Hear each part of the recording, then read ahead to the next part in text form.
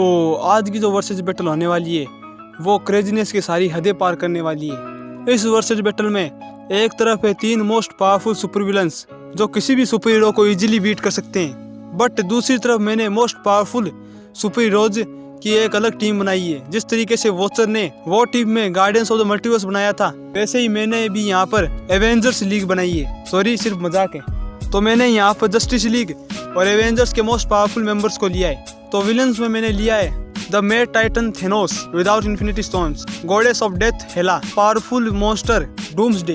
और पहले तो मैं मेन 6 एवेंजर्स और मेन जस्टिस लीग के मेंबर्स को लेने वाला था, बट मुझे इन तीनों सुपर विलन्स के सामने वो टीम थोड़ी हल्की लग रही थी, जिस कारण मैंने यहाँ पर मोस्ट पावरफुल एवेंजर्स के कुछ मेंबर्स और मोस्ट पावरफुल जस्टिस लीग के मेंबर्स को लिया है। तो मैं आप सभी को पहले उनका नाम बता देता हूँ। तो मैंने यहाँ पर 8 मोस्ट पावरफुल सुपर हीरोज को लिया है, जिनमें है Iron Man with Mark 85 armour, Snyder cut वाली वंडर वुमेन, स्नाइडर कट वाला black suit Superman, Infinity War वाला Thor, the Incredible Hulk, Captain America with मियोनिर, Captain Marvel, Aquaman and Cyborg. तो मैं आपको बता दूं, मैं यहाँ पर फ्लैश को भी इंक्लूड करने वाला था, बट फ्लैश मुझे फिजिकली ज्यादा स्ट्रॉन्ग नहीं लगा। हाँ, वो काफी ज्यादा फास्ट है, बट फिजिकली मुझे थोड़ा वो वीक लग रहा था इसलिए।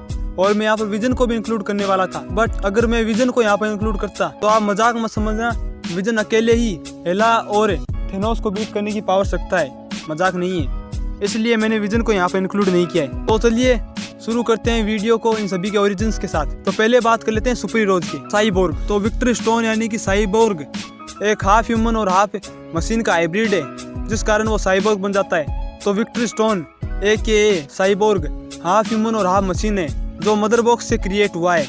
एंड हाफ मशीन होने के कारण उसके पास है super human strength, super human durability, उसके पास हीलिंग फैक्टर नहीं है, बट उसके पार्ट्स को वापस जोड़ा जा सकता है। एंड उसके पास है फ्लाइट, अच्छे खासे reflexes and super human speed. एक मशीन होने के कारण उसके पास गजब की इंटेलिजेंस भी है, वो काफी अच्छी स्ट्रेटजी भी बना सकता है।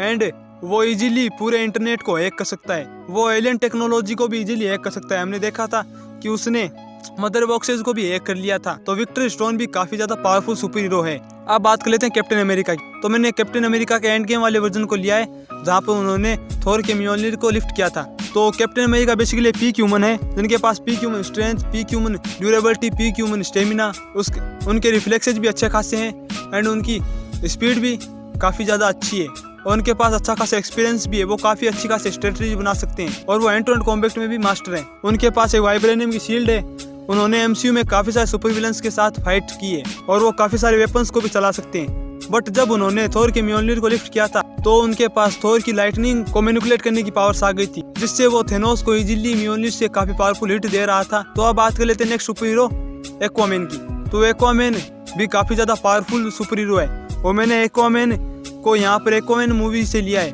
जहाँ पर उनके पास ट्राइडेंट ऑफ पोसाइडन था। तो एक्वामैन एक हाफ एटलांटियन है, जिस कारण उसके पास है super human strength, super human durability, super human stamina, उसके रिफ्लेक्सेज भी पीक ह्यूमन लेवल पर है, और उसकी स्पीड भी काफ़ी अच्छी खासी है। और अगर हम पानी में एक्वामैन की रफ्तार देखें तो वो काफ़ी ज़्यादा अच्छी खासी है, और वो हैंड टू हैंड कॉम्बैट में भी एक्सपर्ट है। और उसका जो वेपन है वो एक गॉडली और मैजिकल वेपन है, जिससे वो पूरे ओशन को कंट्रोल कर सकता है। भले ही आपको एक्वामैन एक नॉर्मल सुपर हीरो लगे, मगर ये काफी ज्यादा पावरफुल सुपर हीरो वाटर के अंदर, और इसने सुपरमैन के काफी पावरफुल हिट्स को भी सर्वाइव कर लिया था। काफी देर तक स्टेफन वुल्फ के पंचेज को भी सर्वाइव किया था। और अगर इसकी स्ट्रेंथ के सबसे बड़े फीट को देखें तो वो ये है कि इसने एक्वामैन मूवी की स्टार्टिंग में ही एक सबमरीन को लिफ्ट कर लिया था। तो ये इजीली 1000 टन तक का वेट लिफ्ट कर सकता है, और ये कोई नॉर्मल बात नहीं है। तो अब बात कर लेते हैं द इनक्रेडिबल हल्क की। तो इनक्रेडिबल हल्क काफी ज्यादा पावरफुल कैरेक्टर है MCU का।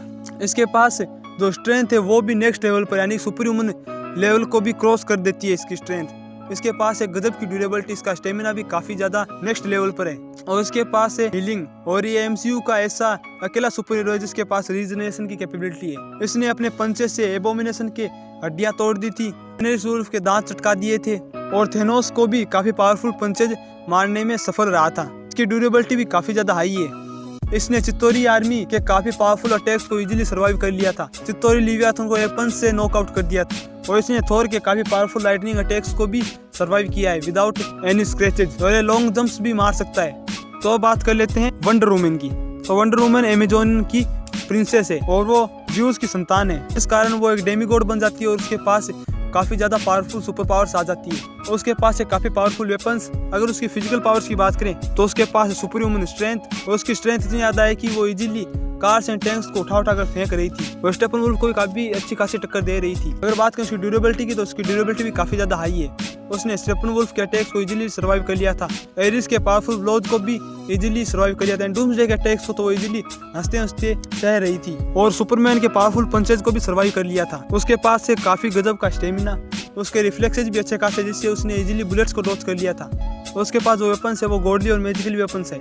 और अगर उसके फीट्स की बात की जाए तो उसने सुपरमैन के साथ फाइट किए, स्टेपनवुल्फ को भी अच्छी खासी टक्कर दी है, और डूम्सडे के साथ भी फाइट किए। अब बात कर लेते हैं कैप्टन मार्वल की। तो कैप्टन मार्वल भी एक मोस्ट पावरफुल सुपर हीरो है एमसीयू की, और मार्वल वालों ने कभी कभी तो ये कंफर्म भी किया है कि वो थॉर से भी ज्यादा पावरफुल है, मगर मैं नहीं मानता।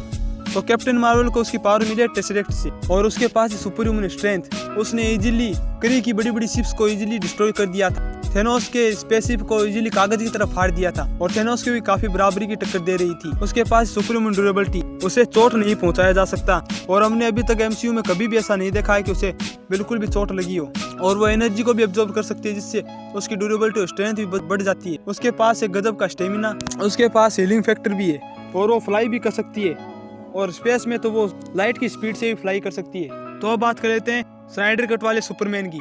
तो स्नाइडर कट वाला सुपरमैन काफी ज्यादा ओपी लेवल का कैरेक्टर है। आप सभी को इसके बारे में बेसिकली पता ही होगा। इसकी स्ट्रेंथ भी काफी ज्यादा नेक्स्ट लेवल पर है, ड्यूरेबिलिटी भी काफी अच्छी खासी होल्ड करता है ये बंदा, और उसके पास जो हीलिंग फैक्टर है वो भी काफी ज्यादा अच्छा है, और इसे घाव देना भी काफी ज्यादा मुश्किल है। इसका जो सूट है वो भी काफी ज्यादा ड्यूरेबल सूट है, एंड उसके पास सुपर ह्यूमन लेवल की रिफ्लेक्सेस। पूरे एमसीयू और डीसीयू में फ्लैश को छोड़कर कोई भी ऐसा सुपर हीरो नहीं है जो रिफ्लेक्सेस और स्पीड के मामले में इसके आसपास भी आता हो। एंड इसके जो पंचेज है वो भी काफी ज्यादा पावरफुल है, जिन इसने अकेले स्टेपनवुल्फ को उड़ा कर मारा था, और मैं इसके बारे में काफी शॉर्ट में आपको इन्फॉर्मेशन दे रहा हूँ। अब बात कर लेते हैं इन्फिनिटी वॉर वाले थोर की। तो इन्फिनिटी वॉर वाला थोर भी थोर का मोस्ट पावरफुल वर्जन है, और ये वर्जन ऑफ थोर इतना ज्यादा कैपेबल था कि इसने 6 इन्फिनिटी स्टोन वाले थेनोस को लगभग मरने की कगार पर पहुंचा दिया था। और इसके पास स्टॉर्म ब्रेकर जो एसगार्ड का मोस्ट पावरफुल वेपन है, जो बाइफ्रॉस्ट को भी समन कर सकता है। बाइफ्रॉस्ट इजीली किसी भी प्लेनेट को डिस्ट्रॉय कर सकता है। एंड इसके पास है super human strength, super human durability, इसकी हीलिंग भी काफी गजब की है, और इसके पास अच्छा खासा एक्सपीरियंस भी है, एंड इसकी फाइटिंग स्किल्स भी काफी अच्छी खासी है। और अब बात कर लेते हैं हम सबके favourite super hero iron man की। तो आयरन मैन है वो भी काफी पावरफुल सुपर हीरो एमसीयू का, और मैंने आयरन मैन को यहाँ पर मार्क 85 वाले आर्मर के साथ लिया है, जो आयरन मैन का मोस्ट पावरफुल आर्मर है। तो ये आर्मर कितना ज्यादा पावरफुल आप सभी को पता होगा। मार्क 50 ने ही इन्फिनिटी स्टोन्स के ब्लास्ट को सर्वाइव कर लिया था, तो ये तो मार्क 85 है जो उससे काफी ज्यादा ड्यूरेबल है, तो इसकी ड्यूरेबिलिटी भी काफी अच्छी खासी है। इसके पास है फ्लाइट कैपेबिलिटी, इसके पास है सुपर ह्यूमन स्पीड, और इस आर्मर ने थेनोस के इन्फिनिटी स्टोन को कलेक्ट करके एक पावरफुल स्नैप भी कर दिया था, जिससे थेनोस और उसकी आर्मी पूरी तरीके से डिसइंटीग्रेट हो गई थी। तो ये तो बात होगी सुपर हीरोज की। अब बात कर लेते हैं सुपर विलेंस की। तो पहले बात कर लेते हैं मे टाइटन थेनोस की।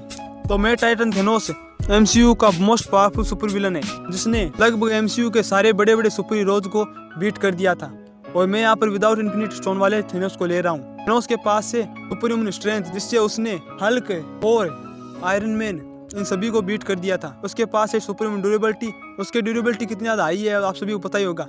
हल्क के पावरफुल पंचेस से उसके एक बूंद भी खून नहीं निकला था, और आयरन मैन ने अपनी फुल पावर लगा के भी उसका सिर्फ एक बूंद खून ही निकाला था। उसके पास हीलिंग फैक्टर, जिससे वो काफी जल्दी हील कर सकता है।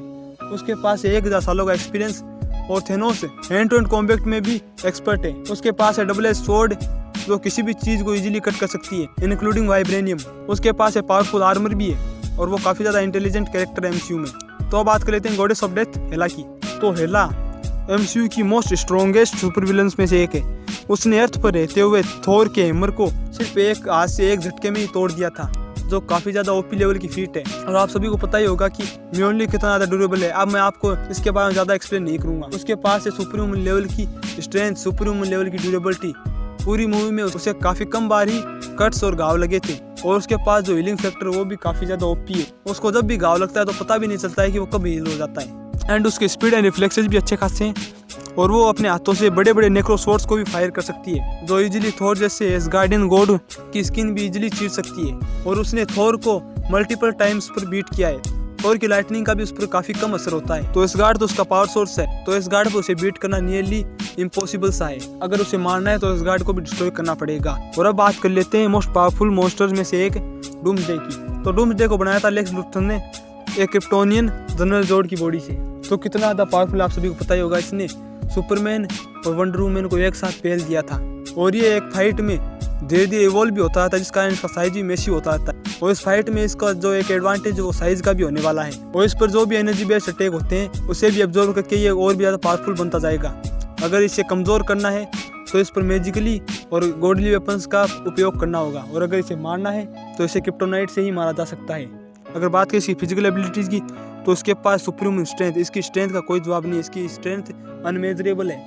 इसकी ड्यूरेबिलिटी भी काफ़ी ज़्यादा हाई है। और मैंने इस वीडियो में जितने भी कैरेक्टर्स लिए उन सब में से कोई भी ऐसा कैरेक्टर नहीं है जो इस ड्यूरेबिलिटी के मामले में इसके आसपास भी आता हो। और इसकी हीलिंग भी काफ़ी ज़्यादा इंप्रेसिव है और इसकी जो रीजनरेशन है वो भी काफ़ी ज़्यादा ओपी लेवल की है। डूम्सडे ने सिर्फ अपने पंचेस से ही सिटीज़ को डिस्ट्रॉय कर दिया था और उसके पास है हीट विजन, जिससे इसने सुपरमैन को भी काफ़ी दूर पर फेंक दिया था और ये कहीं पर भी सर्वाइव कर सकता है। तो ये तो बात होगी सारी कैरेक्टर्स की। तो अब बात कर लेते हैं फाइट की। तो मैं पहले ही बता दूं, अगर ये फाइट प्रिपेयर्ड तौर पर होती है तो यहाँ पर हमारे एवेंजर लीग की जीतने के काफ़ी ज़्यादा चांसेज हैं। बट ये फाइट विदाउट प्रिपरेशन की होती है तो मैं बता दूं कि ये फाइट किस तरीके से हो सकती है। तो इस फाइट में जब ये तीनों एवेंजर लीग के सामने आएगी तो फिर थेनोस के सामने हम रख लेते हैं Captain America with Mjolnir, Aquaman, Cyborg. तो फिर ये चारों सुपर हीरोज थेनोस पर झपट पड़ेंगे और इनकी आपस में काफ़ी ज़्यादा पावरफुल बैटल चल रही होगी और ये फाइट काफ़ी ज़्यादा लंबी चलेगी।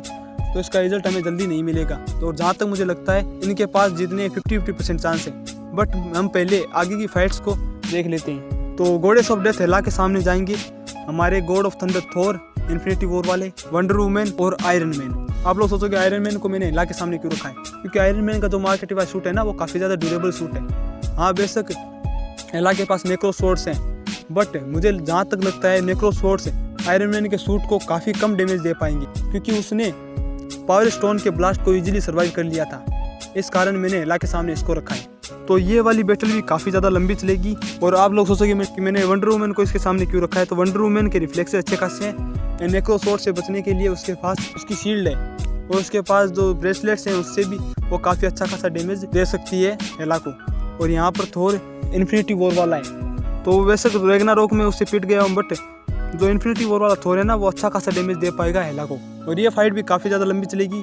तो फिर आगे देख लेते हैं डूम्सडे वर्सेज बचे हुए सुपर हीरोज को। तो डूम्सडे के सामने आने वाले हैं the Incredible Hulk, Snyder cut वाला सुपरमैन और कैप्टन मार्वल। तो ये तीनों सुपर हीरोज काफ़ी ज़्यादा पावरफुल है। बेशक बैटमैन वर्सेज सुपरमैन में डूम्सडे ने सुपरमैन को बीट कर दिया था, बट वहाँ पर वो अपनी वीकेस्ट फॉर्म में था और यहाँ पर वो अपनी पावरफुल फॉर्म में।